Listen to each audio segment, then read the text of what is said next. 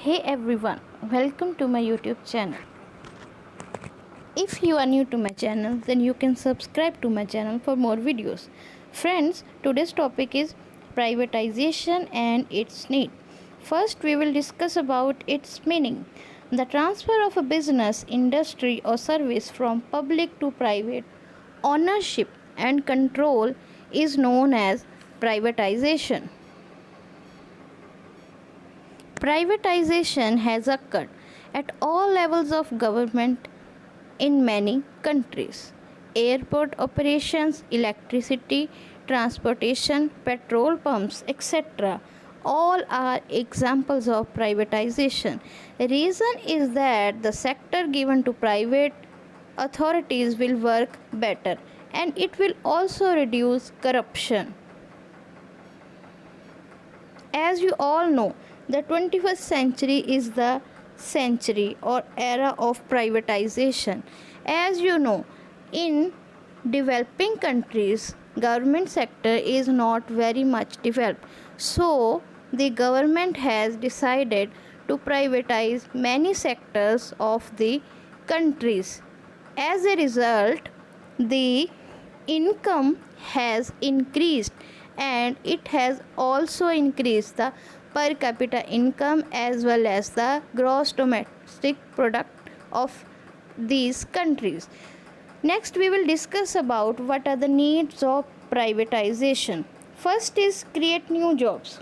As you all know, in government sector, if an employee is retired, then the chances of appointment of new employees is very few, as new jobs or new vacancies are not filled on time. Next is build healthy competition in market. As the government privatizes any sector, then it will also work as a company in market and it will increase the competition, which is healthy competition in the market. Next is to raise the standard of living of people. As privatization is done, the standard of living of people is also increased because the products made by private companies are most of the cases good as compared to the government companies. Similarly, cost also vary because the private companies have always competition to provide a commodity or thing on less price. Similarly, the quality also increases. It is also good for prosperity of country, as a developing country can increase its prosperity by doing privatization. Next is the development of technology and science. For making new commodities or things, always new techniques and factories are needed. But the government has no funds, then it can privatize many sectors, as if a government do not have money to make roads, then he can privatize and the company can take tax from the passengers, which are known as toll plazas, from the passengers. So friends, privatization is the need of these days and it has helped developing countries to develop by not investing so many money.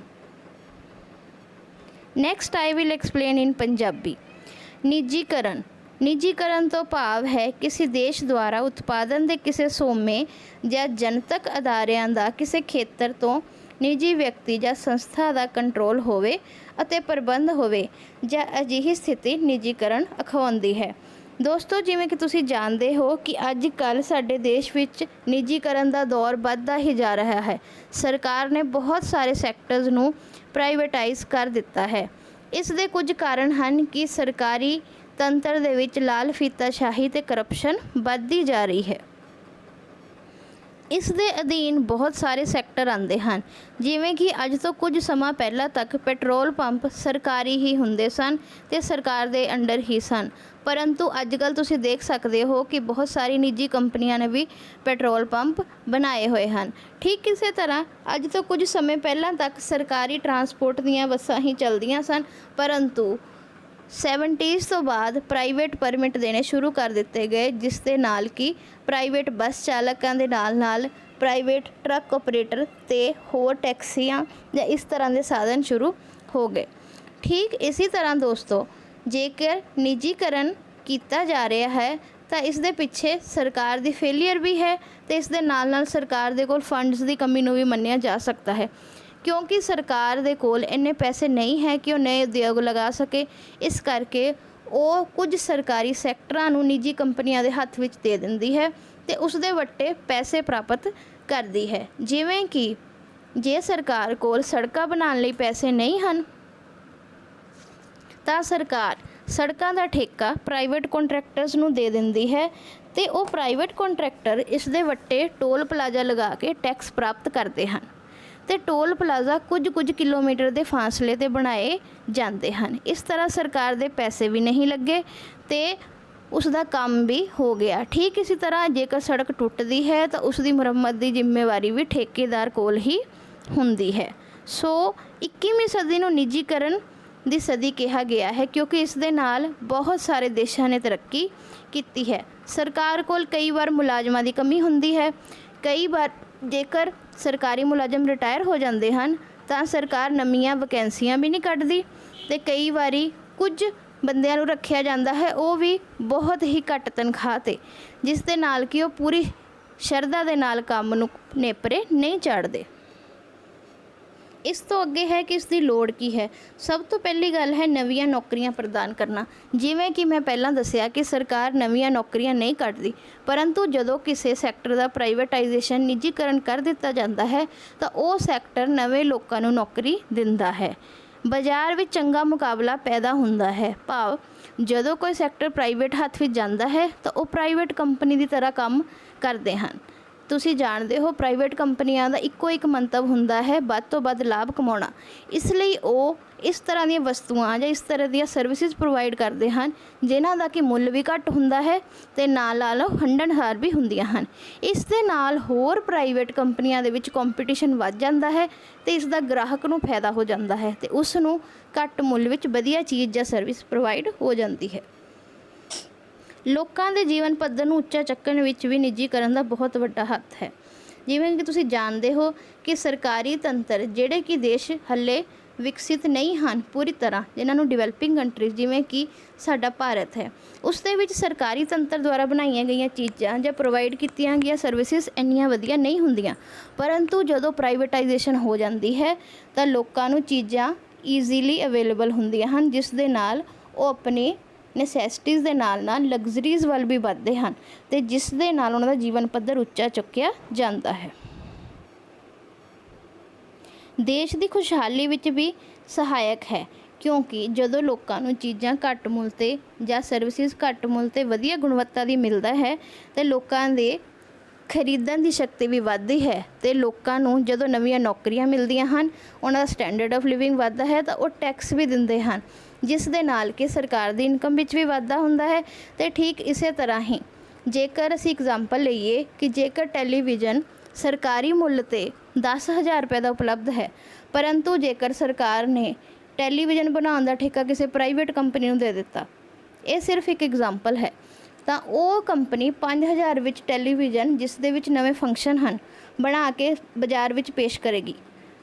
ਤਾਂ ਇਸ ਦੇ ਨਾਲ ਉਹ ਵਿਅਕਤੀ ਵੀ ਜੇ ਉਹ ਕਿ 10,000 ਰੁਪਏ ਨਹੀਂ ਖਰਚ ਸਕਦਾ, ਟੈਲੀਵਿਜ਼ਨ ਖਰੀਦਣ 'ਚ ਸਮਰਥ ਹੋ ਜਾਵੇਗਾ। ਠੀਕ ਇਸੇ ਤਰ੍ਹਾਂ ਹੋਰ ਚੀਜ਼ਾਂ ਦਾ ਵੀ ਮੁੱਲ ਸਹੀ ਹੋਣ ਕਰਕੇ ਜਾਂ ਈਜ਼ੀਲੀ ਅਵੇਲੇਬਲ ਹੋਣ ਕਰਕੇ ਲੋਕਾਂ ਦਾ ਜੀਵਨ ਖੁਸ਼ਹਾਲੀ ਵੱਲ ਵੱਧਦਾ ਜਾਵੇਗਾ। ਇਸੇ ਦੇ ਨਾਲ ਨਵੀਆਂ ਤਕਨੀਕਾਂ ਦਾ ਵਿਕਾਸ ਹੁੰਦਾ ਹੈ।